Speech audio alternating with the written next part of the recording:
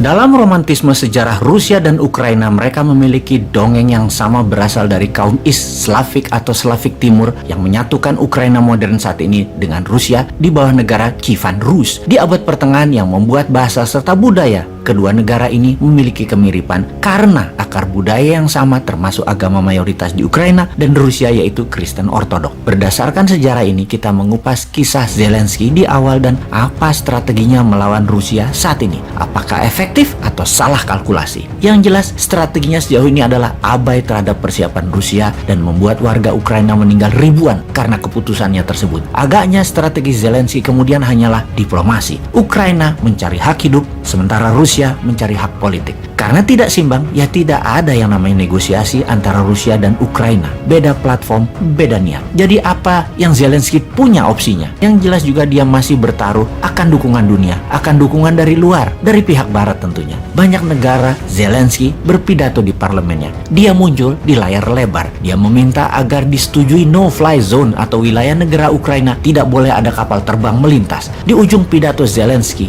dia mendapat standing ovation, tepuk tangan meriah sambil berdiri. Namun yang kasihan adalah keinginannya untuk dibantu. Tidak ada yang membantu. Seperti misalnya ketika bicara di parlemen di Inggris 8 Maret 2022. Kemudian di parlemen Kanada 15 Maret 2022 yang dipuji oleh Perdana Menteri Kanada Trudeau sebagai our champion. Di parlemen Amerika 16 Maret 2022, di parlemen Jerman 17 Maret 2022. Permintaan utamanya no fly zone. Faktanya tidak dituruti dan para pemimpin seperti Joe Biden, Macron, Boris Johnson semuanya hanya menyoraki dari pinggiran lapangan. Tidak ada yang membantunya di tengah lapangan. Dunia tahu bahwa permintaan no fly zone tidak dipenuhi. Rusia juga tahu pastinya. Kok bisa ya tidak dipenuhi? Karena Zelensky tidak sadar juga bahwa pemimpin negara yang katanya akan melindunginya tidak memenuhi permintaannya. Sepertinya ada dua kemungkinan mengapa tidak dituruti. Nomor satu adalah secara politik dunia, Zelensky kurang berpengalaman. Dia tidak paham NATO dan tidak paham maunya pemimpin sekutu barat. Walaupun dalam pidatonya dia menunjukkan kekejaman Rusia menyerang penduduk sipil, diharapkan memancing sisi kemanusiaan para anggota parlemen di negara barat dan negara pemimpin sekutu tersebut.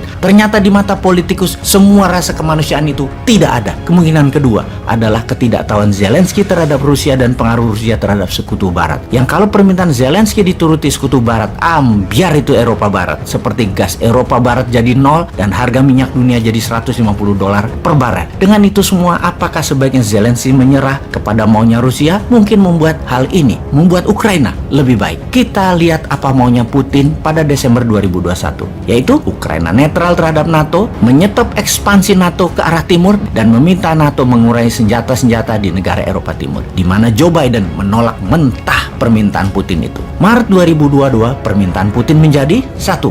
Tetap Ukraina tidak NATO, kemudian pengakuan atas Donbas merdeka dan menerima Crimea sebagai wilayah Rusia. Dalam opsi ini, Zelensky sebaiknya menerima tawaran Putin, yaitu Ukraina netral dan tidak NATO, atau akan dibumi hanguskan Ukraina oleh Rusia. Keduanya sesungguhnya Zelensky kalah. Sesungguhnya ada alternatif ketiga yang bisa membuat Zelensky pahlawan di mata rakyatnya, yaitu menyalahkan NATO karena tidak membantunya. NATO itu bullshit, karena dalam opsi ketiga Zelensky sebenarnya tidak salah. NATO memang menjanjikan akan membantu Ukraina dan faktanya tidak.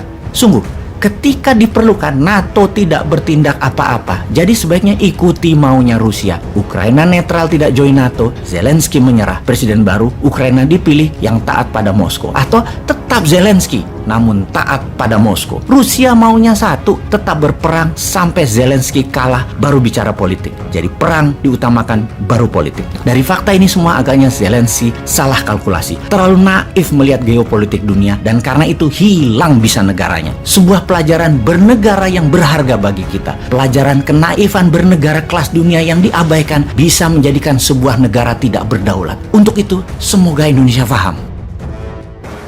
С президентом Российской Федерации. А чтобы договориться, ему надо своими ногами выходить оттуда, где он там есть, и прийти навстречу ко мне, а я сказал, любую точку мира, кроме, считаю, беспредметные встречи в Беларуси, в России, в Украине сегодня беспредметными, и встречи наших делегаций, это еще раз подчеркивает, они больше политические, беспредметные.